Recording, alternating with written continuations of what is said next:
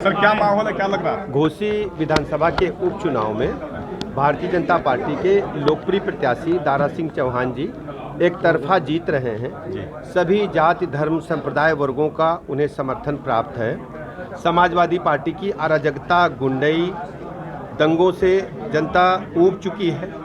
घोसी में खासकर मैं कहना चाहता हूं, जब जब सपा सत्ता में रही है अराजकता का गुंडई का आलम सड़कों पर व्याप्त रहा है। बहु बेटियों की इज्जत आबरू खतरे में रही है।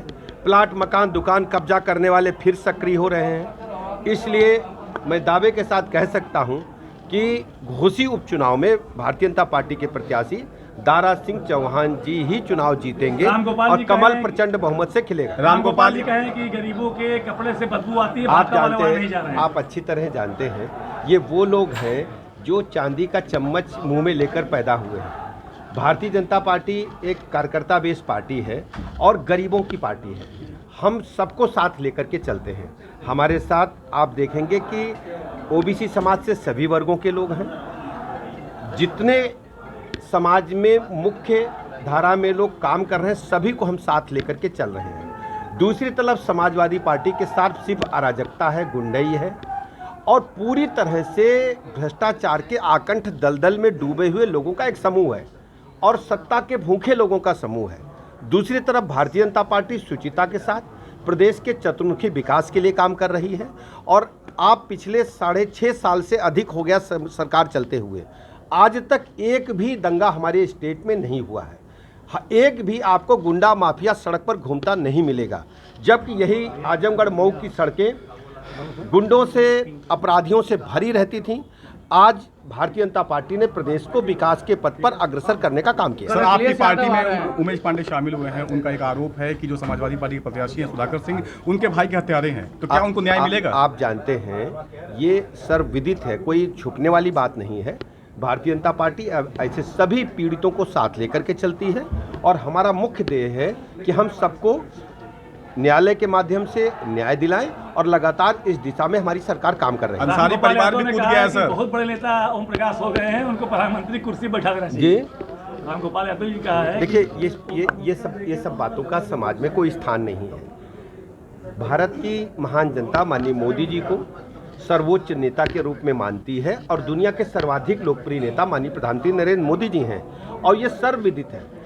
और जहाँ तक घोसी का उपचुनाव का सवाल है, माननीय ओम प्रकाश राजभर जी, माननीय संजय निषाद जी, हमारे माननीय आशीष पटेल जी और भारतीय जनता पार्टी के आदरणीय प्रदेश अध्यक्ष जी और हम सब हमारे माननीय मंत्रीगण, माननीय मुख्यमंत्री जी, सब लोग मिलकर के आदरणीय दारा सिंह जी को चुनाव लड़ा रहे हैं और दारा सिंह जी ही जीतेंगे। कितना भी ये लोग कुछ कर लें, घोसी की जनता कभी भी इन गुंडों को समर्थन करने वालों को कभी माफ नहीं करेगी। अंसारी परिवार की एंटी सर स्वामी प्रसाद मौर्य ने ट्वीट करके आप वेट करिए। ये वो लोग हैं केवल ट्विटर और सोशल मीडिया तक सीमित रहते हैं। वातानुकूलित कक्षों से निकलने का इनका मन नहीं करता है। आज घोसी के उपचुनाव में ये सिद्ध हो गया है कि भारतीय जनता पार्टी एक तरफा चुनाव जीत रही है। इसलिए आप देख रहे होंगे पूरा खानदान चुनाव मैदान में उतरा है और कभी भी आपने नहीं देखा होगा।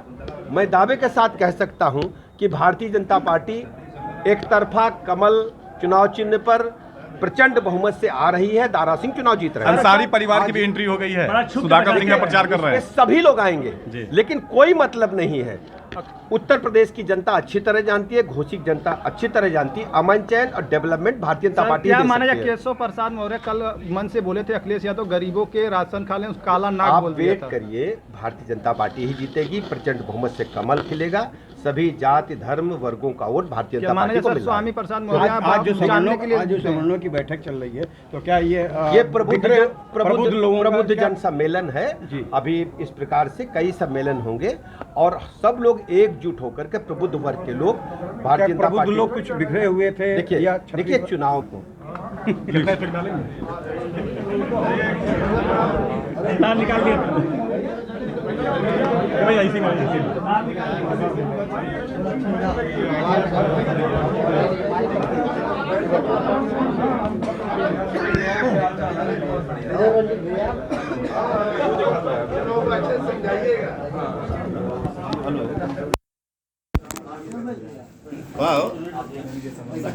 क्षत्रिय वाला सेमिनार कब है? 2 बजे से है। हाँ? 2 बजे। देवेंद्र सिंह जी है। जयवीर सिंह कैबिनेट। अच्छा, ठीक है। ये सब ताजा